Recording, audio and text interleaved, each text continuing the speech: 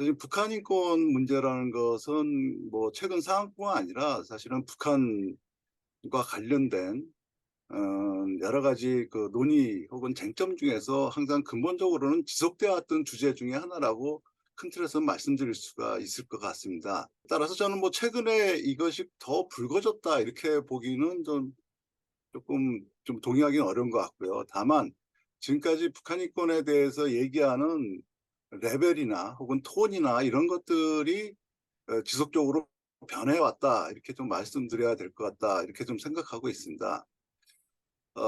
다만 늘 하는 얘기지만 가장 큰 문제는 인권이라는 것은 북한뿐만 아니라 인류사적 인도적 차원이나 기본적으로 근대 사회가 지향하는 아주 기본적인 가치거든요. 궁극적인 가치고, 그러니까 사실 이거에 대해서는 원칙적으로 보면 이론의 여지가 없는 상황인데, 다만 문제는 인권 앞에 북한이라는 그 수식어가 붙을 때 어떤 보편적 논의하고 이런 그 세계사적 논의하고 좀 다르게 논다는 것이 지금까지의 가장 큰 문제점이었다고 좀 보고 있습니다. 인권 개선 밑에 있는 그 하위 가치라고 할 수 있는 정치적 입장이나 이런 것들에 대해서 종속되어 왔다는 것이 가장 큰 문제였다고 보고 있고, 그렇기 때문에 어떻게 보면 북한 인권 개선하고는 좀 동떨어진, 어떤 면에서는 그런 좀 경향성이 있었다는 거죠. 그러다 보니까 북한 인권이라는 것이 상황에 따라서 뭐 북한 내부의 요인, 뭐 정치 경제적 요인이나 혹은 대내적인 상황, 뭐 국제 관계를 포함해 가지고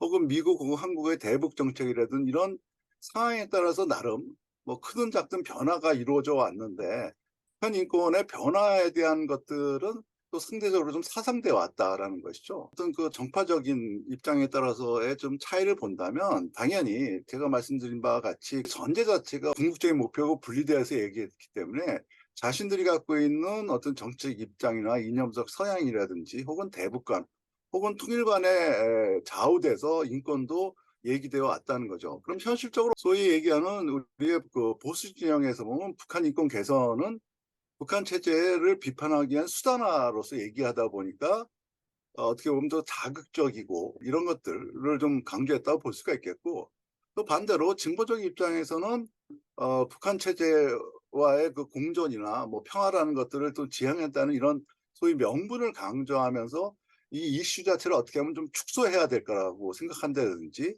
얘기해야 될 것도 일부러 얘기 안 하는 그런 경향도 있었고요. 그런 면에서 보면 이 정도나 빈도나 이 강조점 자체가 좀 차이가 있었다고 말씀드릴 수가 있겠습니다. 보수적인 중에서는 소위 인권에서 여러 가지 축 중에서 소위 정치적 권리라든지 이런 쪽에 대해서 집중해서 좀 얘기하는 측면이 있었고, 반면에 저희 진보적인 입장에서는 이 경제사회적 권리라고 한다든지 좀 더 그쪽에 좀 집중돼서 얘기해왔다는 거죠. 그러니까 큰 틀에서 보면 이런 그 어떤 이념적인 전제에서 휘둘리는 결과이기도 하겠지만, 인권이 갖고 있던 다층성과 복합성보다는 자신들의 정치적 입장에 부합되고 조금 더 유리한 측면만을 강조하다 보니까 양쪽 다 종합적인 얘기보다는 그 파편화된 일부 인권에만 좀 집중돼서 북한 인권에 대해서 문제 제기하는 수준에서 좀 머물러 있었다라고 좀 말씀드려야 될 것 같습니다. 사실 그 우리가 지향하고 있는 소위 자유민주주의라든지 다원적 사회에서는 기본적으로 저는 그 어떤 이슈에든지 다양한 입장과 다양한 의견의 차이가 존재하는 것 자체는 저는 긍정적이라고는 좀 보고 있습니다. 지금 말씀드리고 있는 북한 인권과 관련된 이슈에 대해서는 입장의 차이라는 것이 본질적인 입장 차이라기보다는 어떤 정치적 입장 차이에 대해서 휘둘리고 있다는 것이 워낙 그 다양성이 갖고 있는 토론의 그 긍정성 자체를 좀 훼손시키고 있지 않았나? 이런 면이 전 좀 아쉽다고 좀 보고 있습니다.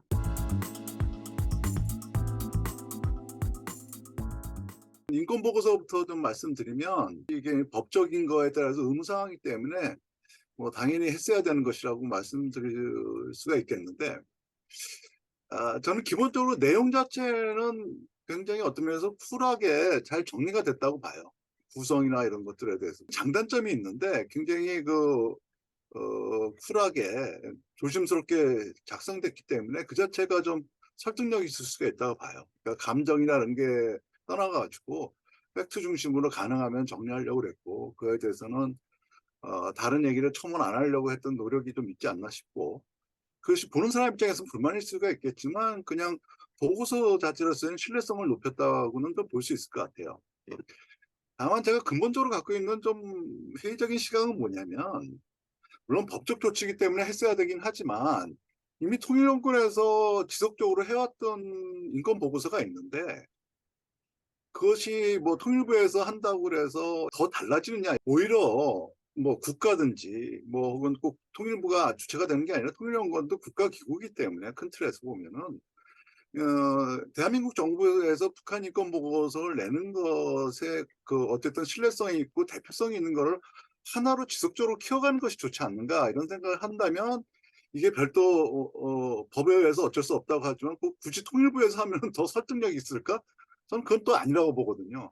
그 내용이나 구성면에서도 보면 또 크게 차이도 없어요. 학문적으로든지 뭐 정치적으로든지 이런 거를 높이려는 노력 자체가 좀 필요하지, 하나를 더 낸다? 주체가 정부가 직접 됐다 그래가지고 북한 인권에 대해서 더 관심이 있다, 이걸로 착각하고 있지 않나, 이런 생각이 좀 들어요. 그러니까 장기적으로 북한 인권에 관련된 보고서를 어느 레벨에서 어느 정도로 만들고 지속할 것인가, 누가 주체가 될 것인가, 그래서 어떤 주체가 하는 것이 조금 더 설득력이 있을 것인가, 이런 것들에 대해서는 조금 더 논의를 해봐야 되지 않는가, 이런 근본적인 생각이 들고 있고요. 내용적으로 보면은 지금 말씀드렸다시피 기존에 나왔던 백서들하고 큰 차이가 없다는 것이 장점이기도 하고 단점이기도 한데, 그냥 언뜻 그냥 보면은 그냥 복사해서 붙인 거 아닌가, 이런 생각이 들 정도로 비슷하다는 거죠. 그것은 어떤 문제가 있냐면, 어쨌든 이 상황에 대한 변화 쪽이 좀 더 많이 나와야 될 거예요.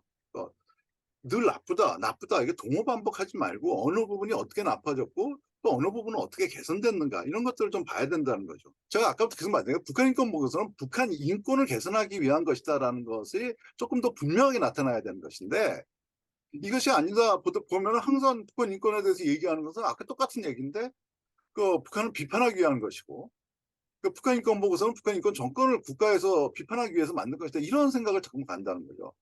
그러기 위해서는 보고서 자체가 조금 더 디테일해져야 되고, 매년 나온 거라면 상황변에서 나와야 될 것이고, 그거에 대한 분석, 왜 이렇게 됐을까, 이런 것들까지 좀 나와줘야지, 사실은 이 보고서 자체가 브레이밍하기 위해서가 아니라 북한 인권을 진짜로 개선하려는 정부든지 공공적인 차원에서 하는 노력이라는 것이 좀 보여져야 된다고 보고 있어요. 근데 그 면에서는 굉장히 좀 설득력이 약하지 않나, 이런 생각이 전에부터 들고 있는데, 이 보고서에도 좀 마찬가지 생각이 든다는 거죠. 근데 그것이 부족한 것들이 결국은 그, 뭐 그런 의도는 아니었다고 믿고 싶지만, 그 의도 때문에 그런 것인지, 분석이 조금 더 설득력이 없기 때문인지, 이런 것들은 좀 냉정하게 좀 평가를 해봐야 될 것이고, 앞으로 내게 된다 그러면 그런 것들이 좀 감안된 것으로 봐야 된다는 거죠.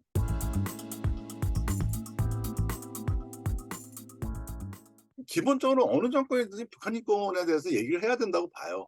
아까 말씀드렸듯이 기본적인 가치이기 때문에, 그리고 우리 사회가 지향해야 되고 인류가 지향해야 될 가치이기 때문에, 이거는 당연히 그거에 대해 동의하고 있는 정권이고 정책이라면 그걸 계속 지적해야 된다는 것인데, 문제는 저는 특히 인권 개선이라는 것은 그냥 내가 그 얘기를 했기 때문에 자위받는 것으로는 곤란하다고 보고 있어요.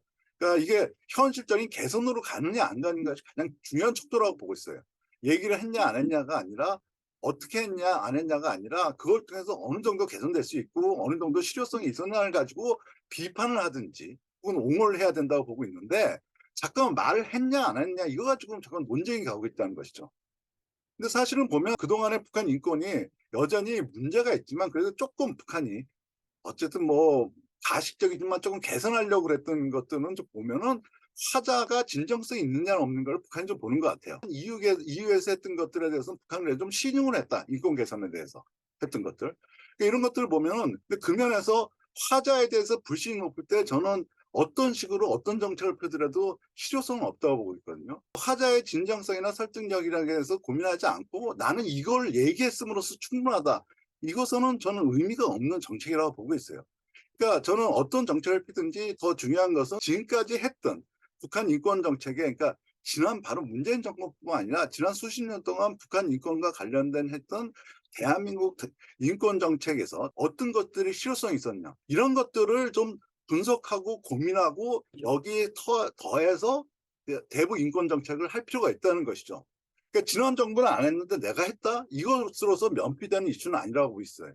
진짜로 인권을 개선하고 싶은 생각이 있고 인권을 개선하게 될 의지가 분명하다면 이 정부 정책 자체도 정쟁화에서 벗어나려는 시도가 필요하고, 그리고 북한이 이거를 좀 설득력 있게 볼 수 있는 방법. 예를 들어서 여전히 대한민국에 대해서 지금 현재 상황에서 설득력이 없다면 정부가 주도를 하든지 옆에서 백업을 하든지 국제기구를 통해서 가든지 북한에 대해서 인권 개선에서 좀 더 설득력 있고 영향력 있는 파트너를 EU가 되든 중국이 되든 어디든지, 이건 미국, 일본을 포함해 가지고 어느 쪽이 더 간접적으로 효력이 있다면 그쪽에서 집중할 필요가 있다는 거죠. 그러니까 좀 이런 종합적이고 이런 세세한 기존 정책에 대한, 정권에 대한 것이 아니라 기존 대북 인권 정책에 대한 비판이나 어떤 성찰을 통해서 좀 입체적이고 건설적인 정책을 좀 구상하는 것이 현 단계에서 진짜로 필요하지 않는가? 근데 그런 것들이 됐을 때 이건 국내외적으로 설득이 될 거라고 보고 있어요. 그다음에 근본적으로 이 이슈를 대북 정책이나 통일 정책에서 인권 문제로 어떤 위상을 가질 것인가에 대해서는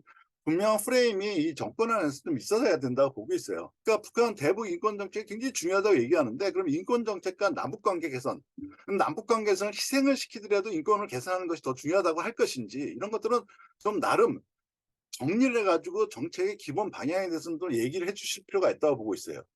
그 얘기를 하면서 얘기해야 되지, 그 얘기를 뒤로 감춰놓고 얘기하는 순간 쓸데없는 정쟁이 되고 있다는 것이죠. 진짜로 여러 가지 상황을 봤을 때 지금 현재는 북한 인권이 굉장히 시급하고 중요한 문제이기 때문에 우선적으로 이것부터 하겠다. 오케이. 그 대신에 그러면 여러 가지 문제가 있지만 그 남북 관계 개선은 뒤로 가겠다라고 얘기하면 그다음부터 건설적인 논쟁이 가능해요.